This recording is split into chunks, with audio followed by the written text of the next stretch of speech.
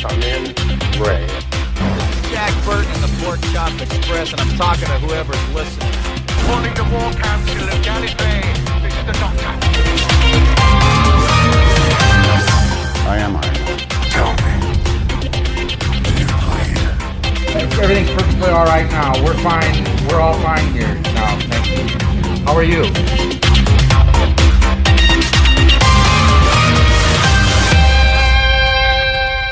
Good evening, everyone. Woo, it's Thursday night. It's just gone 9:10, and you're listening to Following the Nerd. My name is Saxon, and I'm a broken individual, just right to the core, from birth almost, just absolutely snapped, and now I sit in a cold, dark room and chat about nerdy things with my good friend, Sir Banthony of the township of Mernlaws. Good evening. And how are you? I just said, how are you? Oh, me? Yeah. After that, kind of worried. Why? Because that was so in-depth into your soul. It was, yeah. I've gone all the way round now today. I've had a very, very busy day today. Woke up about 6 o'clock this morning. Had to pick Elizabeth up from work. I'm done with that. So after that, I decided, right, I've just, it was my birthday over the weekend. So we had a good time, didn't we? We went bowling and stuff. You died after. Arcades, Lego Movie 2, that whole chicanery. But one of the gifts that I got for my birthday this year of my fiancée Elizabeth was a Wii.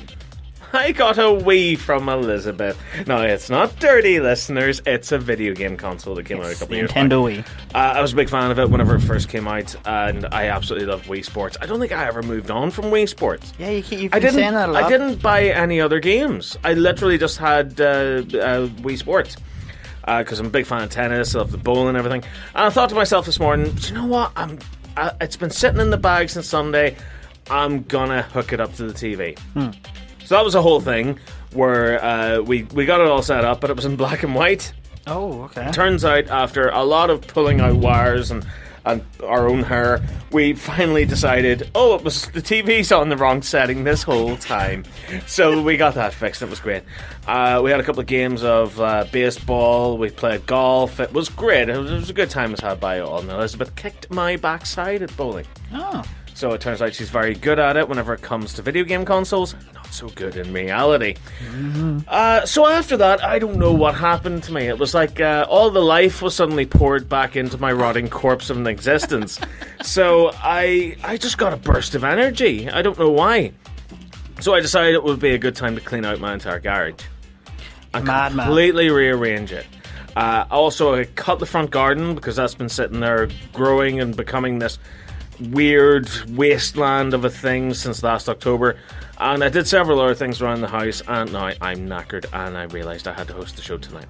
You usually do these things on a Thursday. It's like the energy comes in and then at wrong times. Yeah, either that or really misfortunate dental appointments. I actually thought you did have a dentist problem when you came in today. I was like, uh-oh.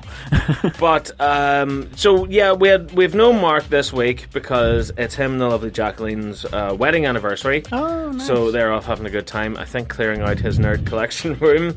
Either way, happy anniversary to them, of course. I don't know if I can ever find anyone that can stand me for that amount of time. But hey, there you go. There's hope for all of us. Last week you weren't here because you and the lovely missus went out and actually celebrated Valentine's Day last week. Yes. How did that go? Great. It was nice. We had a good time. Done a bit of shopping, and then went back home. Started watching some of our shows, which was one of the shows. Dragon Lizard or whatever it was. That and Stan Against Evil. Stan Against Evil, yes. We're big fans of that show here, Following the Nerd. I've caught up. You guys have already got to. Well, you've got the series 2. I've got the end of series 7, seen series 3. Yeah. I went too mad with it. I went and binge watched the whole lot. You're right up to the lid then, yeah. Yes, and I actually did think that there would be a 2019. When you binge watch, you think, it's 2018. Now it's 2019. They'll have even like 1 or 2 episodes up. No. I'm sad. So it hasn't come back yet. I hope if it's not. Well, no, fingers crossed. As I say, we are big fans of the show here. We've had John C. McGinley on as an interviewee, and he also did a little shout out for us as well. A big fan of John C. McGinley. I've loved him since Scrubs. I've loved him since Point Break. He's been in everything. That's very He good. has, like, he's been in everything that we love. It sickens me. But in a good way, in a jealous rage sort of a way. And jealous rage? yes, how Is that dare a you be thing? in so many good movies and TV shows? How dare you, sir? Well, I never actually thought of jealous rage. That's a new one right now. Yeah, fair enough.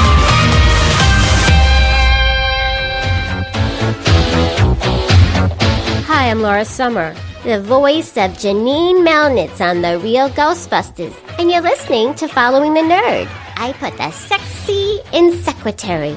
I know that doesn't make sense, but it doesn't have to. Know why? Because I'm Janine frickin' Melnitz from Queens, New York.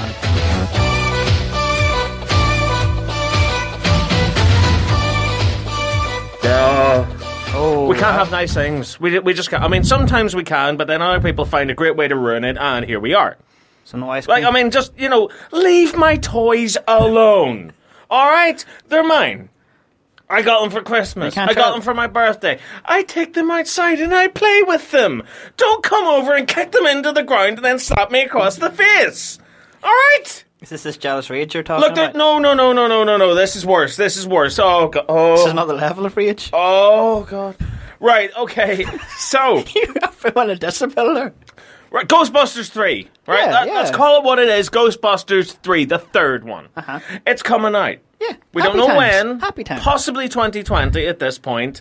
Yeah. Jason Reitman was on the Bill Burr podcast, which is merging two of the greatest things ever. Mm-hmm. And he has been giving us a little bit of insight into Ghostbusters 3. So a little bit of information about it, or what's Just the a plot? couple little teases, little tidbits. And that's enough to make the internet destroy itself. Why? Oh, God. Right, okay. So first of all, we'll get into the main story itself. Yes. So, of course, he was on the Bill Burr podcast, and these are some of the tidbits that he gave out. Now, we have the full podcast on followingthenerd.com right now. It's about an hour and 20 minutes of awesomeness. They spend a lot of it talking about helicopter lessons. Does he talk about his dad at all? He does. Like, Bill Burr doesn't actually know that Ivan Really? Reitman directed the first two movies. Oh. But anyway, so Yeah. so to boil it all down into some nerdy little bite-sized pieces for you all, Jason turned in the script last December. He expected rewrites, but the studio approved the first draft. That's how good it was. Now, in all fairness, we're not sure if it's good enough or not, because I'm not hedging any bets with this movie at all. So you're not. This movie better be 100% perfect, otherwise I'll riot. I'll eat my shoes, right? I will go And you will. absolutely I know you ballistic, right? But I mean, like The Last Jedi was the first draft. Oh, was that it? Really? You know what I mean? So, well, I think it was anyway. I thought that was the second. But I'd like to think the reason why they greenlit the first draft is because it was that damn good. You like the hope? He hopes to start shooting this summer, Oh, which I nice, think we nice. already knew before. He said he called it a love letter to Ghostbusters, and he's making it for the fans. It's those last 2 points I'm sold. that have set the internet ablaze.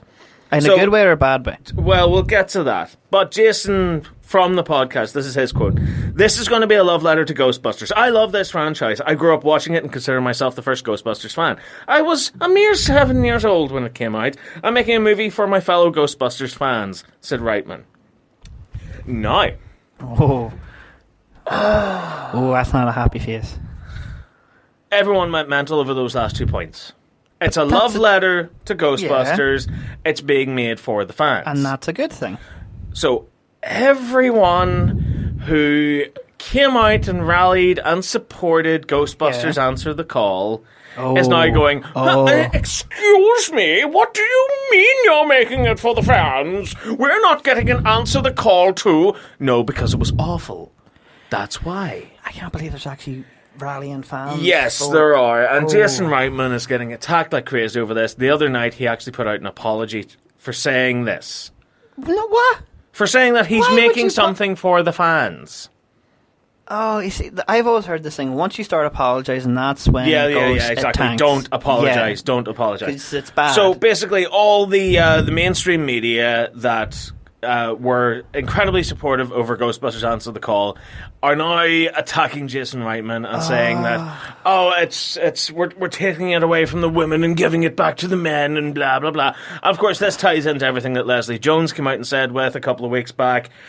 It's all nonsense. Please stop and get a life. Please just grow up. I honestly thought in 2019 this was all going to end. Look, honestly, what is wrong with making something for the fans? Those two lines give you hope. If he had turned around and said, I'm going to do it for this I'm going to do my own thing. Yeah, and I'm going to have this. Then you'd be worried. But see, here's the thing, Anthony. What was the major issue with Ghostbusters 2016? Honestly, above all else, what was the main issue? That they didn't do. Like, they made this movie, and it seemed that they didn't even know what Ghostbusters was. They turned it into it was basically a comedy. Well, I'll elaborate on that slightly. Here's a quick little rundown of what happened with Ghostbusters 2016. Mm-hmm. So, Paul Feig announces, I'm going to make Ghostbusters 3, and it's going to star a load of funny women. Internet went into fits of joy. They went, oh my god, Ghostbusters 3 is happening. This is the greatest thing ever. We've been waiting since 1989 for a new Ghostbusters movie. Paul Feig's going to make it. This is fantastic. It was later announced then it's going to be a reboot. Yeah, it tanked. Like, wasn't their trailer the most hated? I think still is. It was, but I think the original amount of people that immediately just went from joy to disappointment. It wasn't hatred, it wasn't anger. Mm-hmm. That was the trolls. We're talking about the fans.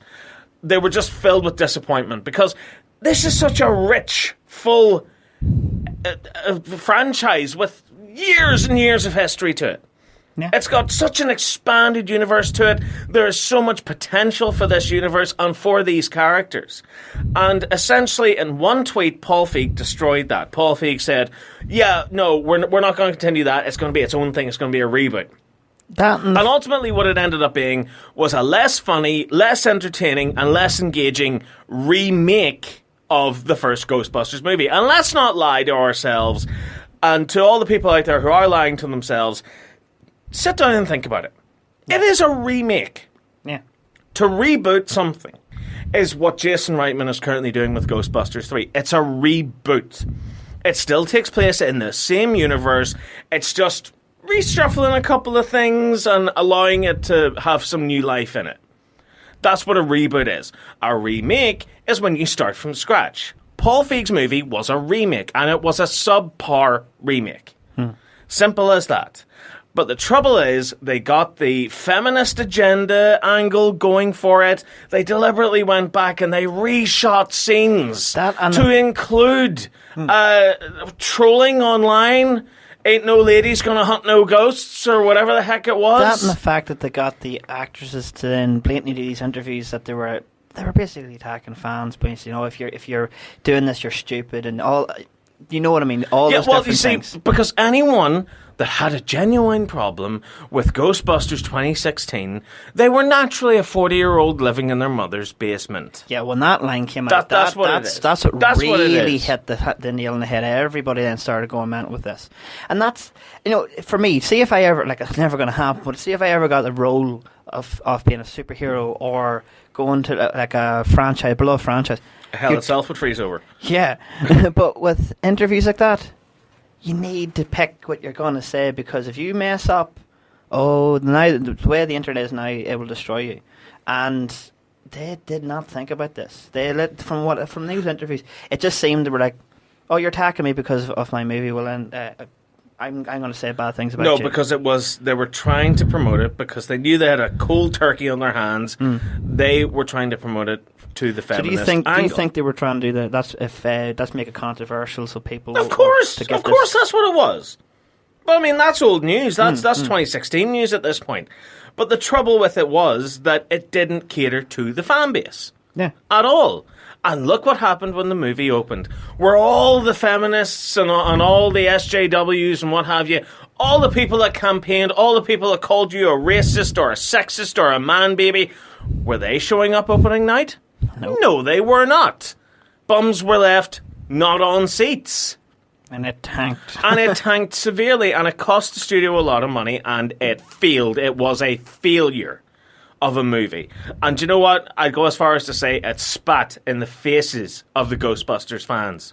Yeah. It divided the community. Big time. And it brought nothing but toxicity and hatred, and I mean from both sides on this.